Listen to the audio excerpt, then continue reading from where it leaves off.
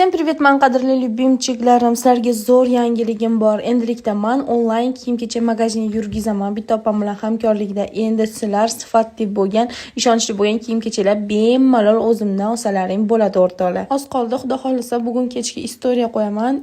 O'sha profilda atmetka qilib qo'yaman. Profilda o'zim kiyib obzor qilgan ko'ylaklar bor. Bemalol o'tib ko'rsalaring bo'ladi. Bugun kechki istoriyamga aktiv bo'lib turinglar. O'zimcha bu tovarlar ko'pligidan hammasini joy-joyiga qilgunimizgacha tomimiz ketib qoldi boru va oyoq kiyimlar qaranglar, eng so'nggi modellari boru.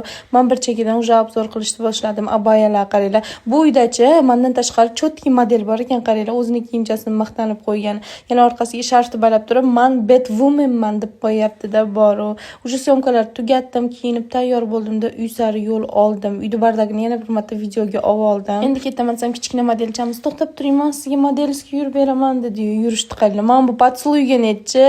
O'rtoqlar, liftga chiqishdan oldin shunaqa svetga ko'zinglar tushadi, biram qo'rqinchli kinolarda shunaqa yonib o'chib turib, "Ha!" deydi-yu. "Nu, mayli." Shartta ko'chaga chiqdimda, уже taksi ushab turib, charchab ketdim. Yo'l uzoqida uy sari yo'l oldim o'rtoqlar. Sizlar yaxshi ko'raman, qadrli любимчиklarim. Bay bay.